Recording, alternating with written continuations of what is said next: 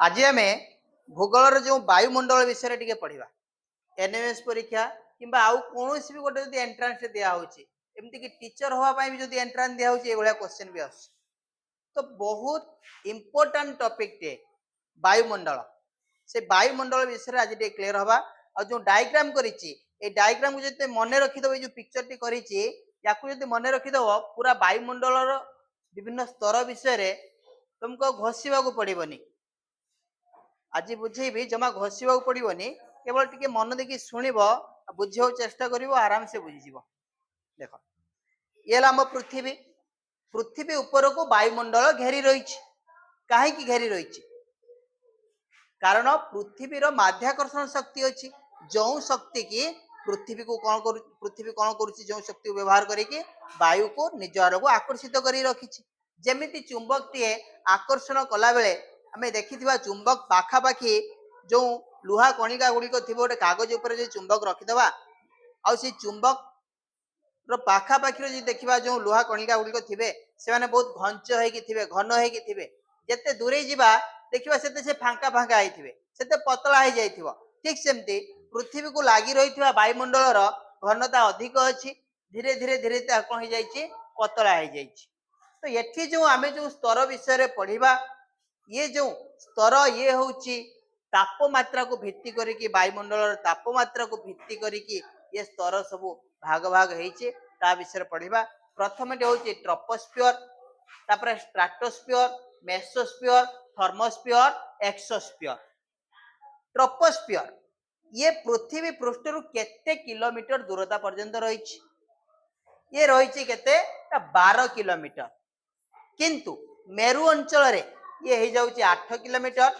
आ विश्व अंचल विश्व रेखा अंचल विश्व मंडल अंचल ये रही जाऊँ पाखापाखि 16 किलोमीटर तो ये हाराहारी धराई केते 12 किलोमीटर बुझीपारुछ ये देख ये वर्षा बिजुली कुहुड़ी जी भी सब पाणीपाग जलवायु जलवायु ये सब ऊपर जहाँ भी घटनावली घटुची ये सब ये ट्रोपोस्फियर रे ही घटुची क्लियर हो गला तापर स्तरटी हूँ कौन स्ट्राटोस्फियर ये जो स्ट्राटोस्फियर यह 50 किलोमीटर पर्यंत रोचे तो ये देखी ये तो हाराहारी 12 किलोमीटर थिला ये मेरु अंचल टिके कम थिला और विश्व अंचल टिके अधिक थिला किंतु एठी कौन होउची ना एठी मेरु अंचल टिके विस्तृत अच्छी और विश्व अंचल टिके कम अच्छी एटा लक्ष्य करिवो बुझी पल्ला एई स्तर रे उड़ा जहाज चलाचल करिया पई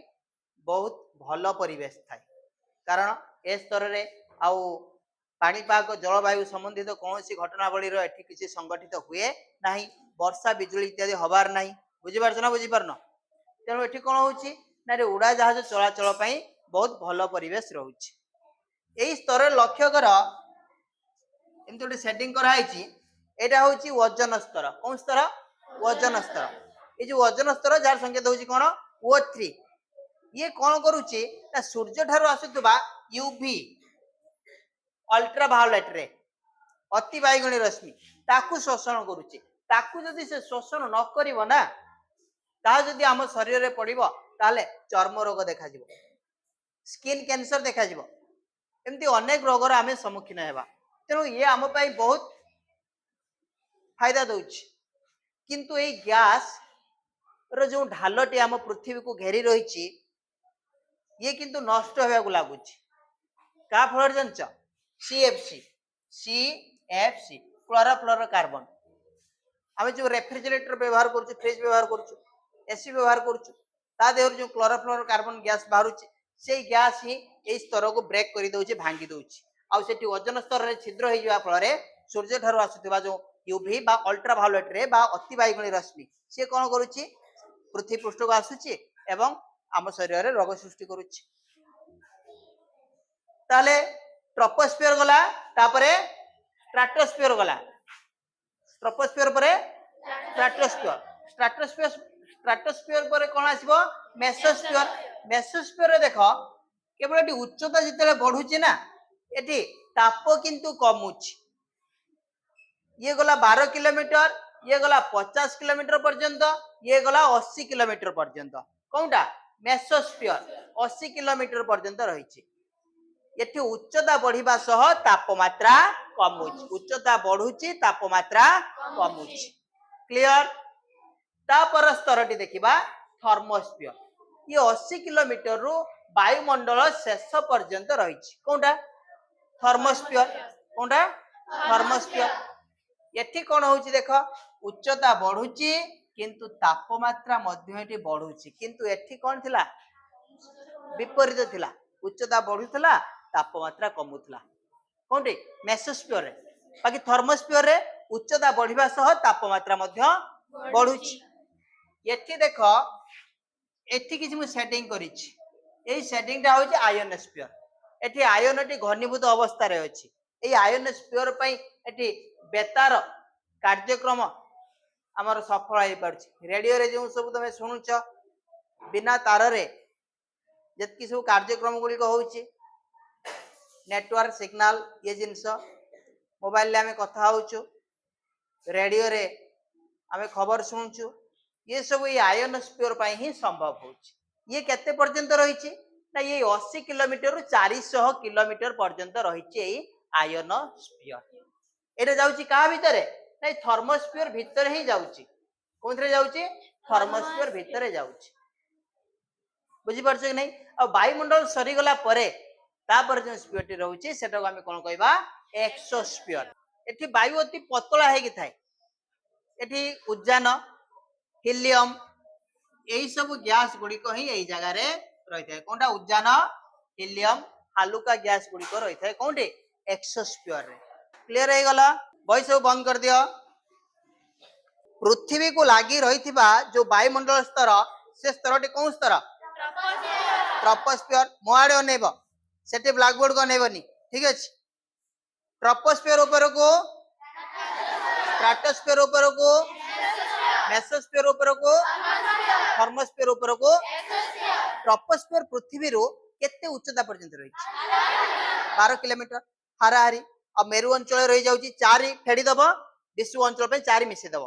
12 रु 4 फेडी दियो केते हिजिबो 8 हिजिबो, 12 रु 4 मिसे दियो केते हिजिबो 16 हिजिबो। बुझी होची नै। विश्व अंचल पाखापाखि 16 किलोमीटर पर्यंत, मेरु अंचल पाखापाखि 8 किलोमीटर पर्यंत विस्तृत अछि। एई जो ट्रोपोस्फियर रे विभिन्न प्रकार पाणीपाग जलवायु संबंधी घटना मान संगठित होउची।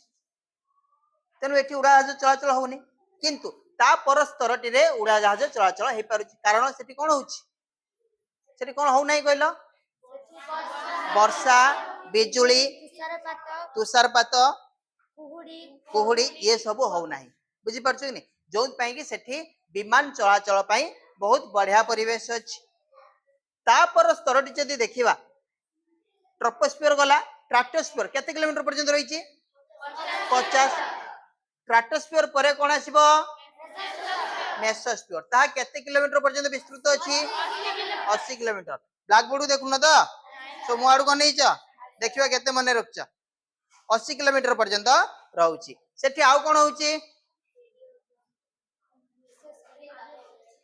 मेसोस्फियर आउ कोन होउची उच्चता बढ़िबा सह तापमात्रा कम होची। किंतु आमे आउ गोटे छाड़ी देइछे बहुत इंपोर्टेंट वजन स्तर कथा। वजन स्तर कोन स्फियर रे अछि स्ट्रेटोस्फियर रे निम्न अंश रे अछि बा तळ अंश रे अछि। जार संकेत कोन कहितली O3 वजन O3।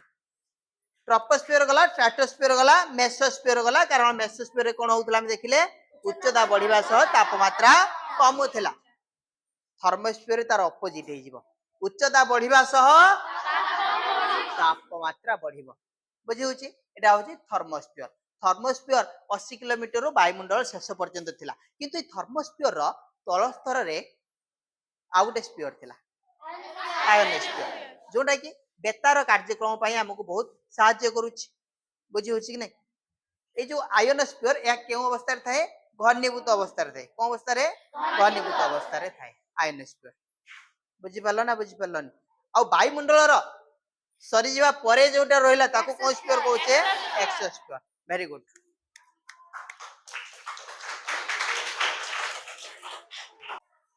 नले एटा व्हाट्सएप ग्रुप रे छाड़ी देला परे स्क्रीनशॉट मार दबो हला स्क्रीनशॉट मारी रखि दबो